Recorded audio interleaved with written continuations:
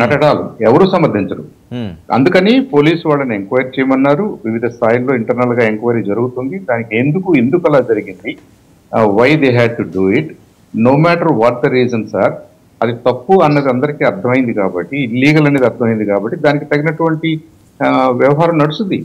ఇప్పుడు ఒక్క రోజులోనే ఓవర్ నైట్ ఎలాంటి విచారణ లేకుండా, ఎలాంటి స్టడీ లేకుండా ఎవరిని మనం దోషులుగా, ఇప్పుడు అదే కదా అంటున్నాం, ఆ పిల్లలు ఏం తప్పు చేశారనేది ఇక్కడ ఇంపార్టెంట్ కాదు. ఎంత పెద్ద తప్పులు చేసినా కానీ దానికి ఒక ప్రాసెస్ ఉంటుంది. మీరు మీ చేతుల్లోకి చట్టం తీసుకోకూడదని పోలీసు వాళ్ళు ఎలా అంటున్నాము, ఆ పోలీసు వాళ్ళని ఏదన్నా పనిష్ చేయాలనుకున్నా, రీజన్స్ అడగాలనుకున్నా, వాళ్ళు ఇంకేదన్నా చేయాలనుకున్నా కానీ అలాంటి డ్యూ ఎంక్వైరీ, డ్యూ ప్రాసెస్ నడవాలి. అంటే ఇప్పుడు హోంమంత్రి గారు మాట్లాడిన మాటలో మీరు వినే ఉంటారు సాంబశివరావు గారు, ఓకే అది రిజిస్టర్ అవ్వట్లేదు, అదేంటంటే ఏదో పబ్లిక్ ఆడియో వచ్చేసింది కాబట్టి ఆవిడ చెప్పేది ఏంటంటే వాళ్ళు ఏం తప్పు చేశారు, వాళ్ళ బ్యాక్గ్రౌండ్ ఏంటి, వాళ్ళు ఎలాంటి వాళ్ళో తెలుసా, అందుకని ఆ రకంగా ఒక అడుగు వేస్తే పోలీసులు వాళ్ళు దాన్ని తప్పు పడతారా అనడం, అది తప్పు పడుతున్నారు. ఏదైనా అవి ఉండొచ్చు కాక పబ్లిక్ లో ఆ రకంగా చేయడం మంచిది కాదని కదా. వెల్ వర్మ గారు, నేను 100% మీతో ఏకీభవిస్తాను. ఇది పాలిటిక్స్ కు సంబంధించిన అంశం కాదు.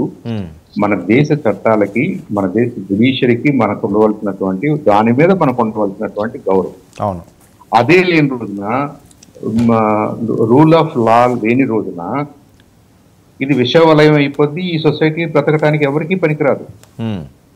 కాబట్టి చట్టాన్ని చేతుల్లోకి తీసుకోవటం under, no matter what conditions, వాళ్ళు సీరియల్ కిల్లర్సా, లేదంటే రేప్ చేశారా, ఇంకోట. కొంతమంది ఏం మాట్లాడుతున్నారంటే, సాంబశివరావు గారు ఇది మీ ఇంట్లో వాళ్ళకి జరిగితేనో, మిమ్మల్ని బెదిరిస్తేనో, మిమ్మల్ని చంపడానికి వచ్చానో మీరు ఎంత ప్రశాంతంగా మాట్లాడతారని నేను ఒక ఆయన అన్నాడు ఒక డిస్కషన్లో. అంతకంటే నా దగ్గర మార్గం లేదని నా అభిప్రాయం. నేను వెళ్ళి పోలీసుల దగ్గర కేసు పెట్టుకోవచ్చు, న్యాయం కోసం పోరాటం చేయొచ్చు, ఇంకోటి కేసు, కానీ వాళ్ళని కొట్టి ఒక అధికారిగా, ఇప్పుడు సెల్ఫ్ డిఫెన్స్ లో కొట్టుకోవడం, తిట్టుకోవడం వేరండి. వాళ్ళని కింద నేల మీద కూర్చోబెట్టి మీరు అంతంత కర్రలతోటి కొట్టడం అనేది that's not at all acceptable. దానికి ఇంకెవరు ఏమి రీజన్స్ చెప్పడానికి లేదు.